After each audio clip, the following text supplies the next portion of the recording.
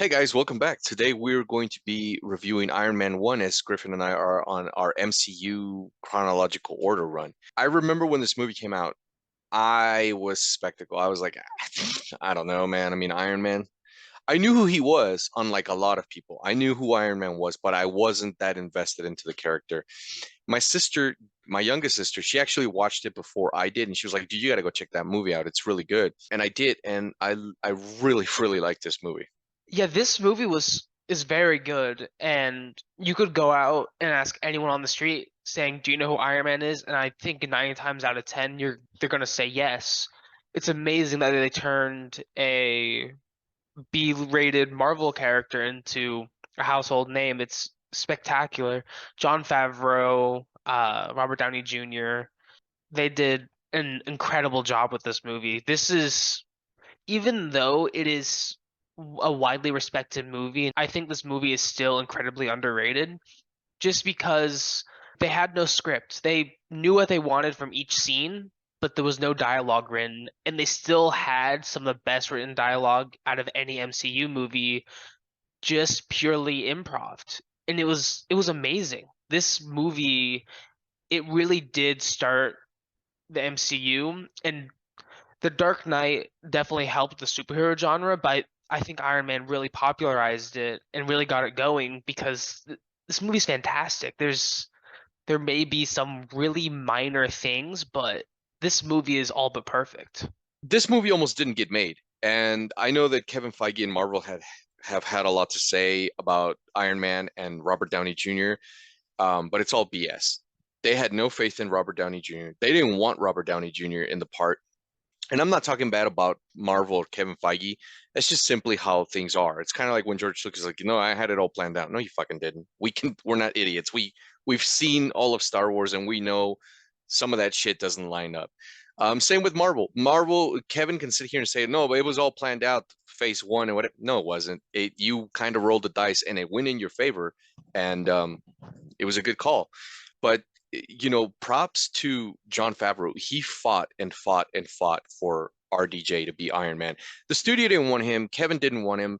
They wanted to go with someone else, someone as that wasn't as problematic as Robert Downey Jr. At the time, Robert was going through all kinds of shit. John stuck to his guns. He was like, if he doesn't do it, I don't want to do it. And here we are 15 years later, and you can say whatever you want, but Iron Man just opened it up. You know, Marvel rested on Robert Downey Jr.'s shoulders for 15 years.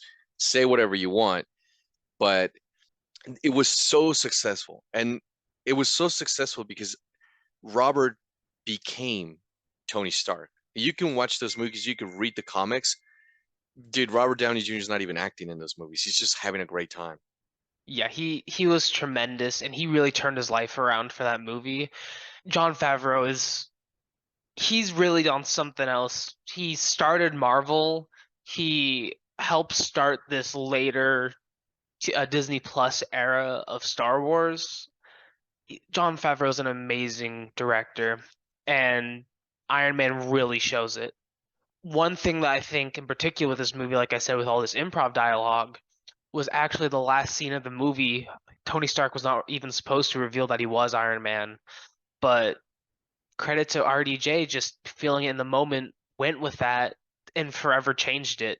This movie, you could take any scene and it's just so much fun to watch, and even having the 10 rings this far back is just like an Easter egg, and then even going to the Iron Man 3 one shot, they really did set a lot of things up. Maybe they didn't have everything planned, but they at least had an idea of where they wanted to go, I think. Well, John knew exactly where he wanted his three story arc movie to go. He knew it. He said it in many interviews, and even you can go back to interviews from as this movie was coming out, and he was like, I have it planned out.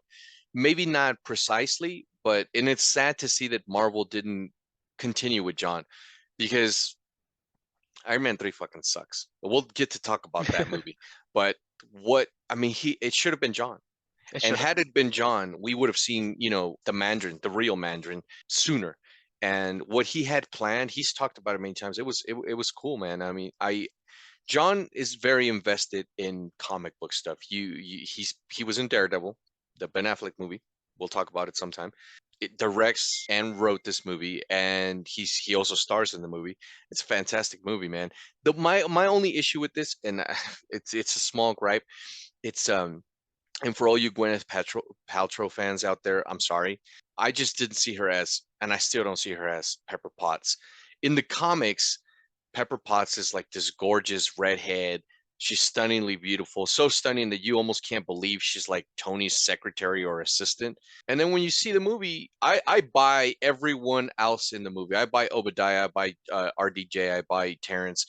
But when I see Gwyneth, and I'm not saying she's ugly, I'm just like, just really? If you're selling me on the idea that Tony Stark gets all the ass he wants, Gwyneth Paltrow is what he settles down for, there's much, much more attractive leading ladies in Hollywood. That's my only, and I know that's a stupid issue, so I apologize.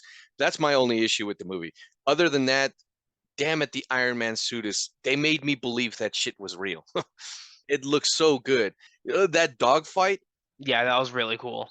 that trailer alone, it was just a dogfight. It looks, I was like, oh, that's it. I'm sold. I want to see that movie. The CGI then is better than what we have now for some scenes. It's ridiculous. I know that makes no fucking sense whatsoever. Our DJ doesn't even have to be in the suit, and you're enjoying him just that scene when they're on their plane, and just the dialogue between him and Rhodey when he was like, I've been sitting here for 3 hours. He's like, what's my plane? So I mean, it's just that kind of banter that he has, not just with Terrence, with anyone he's ever interacted with in the MCU. Like later on when we see him with Doctor Strange, the shit he says, you're like, that's what Tony would say. Yeah. The kind of sadness and animosity that there is between Tony and his father, it's really good. It's a really good movie. This is a 10 out of 10 for me, easily. Oh, easily. It's fantastic. Let us know what you think about this movie in the comments. Thank you guys for watching. Leave a like, comment, and subscribe, and hit the notification bell to stay up to date with our current videos. We'll see you guys next time for Iron Man 2. Take care, guys.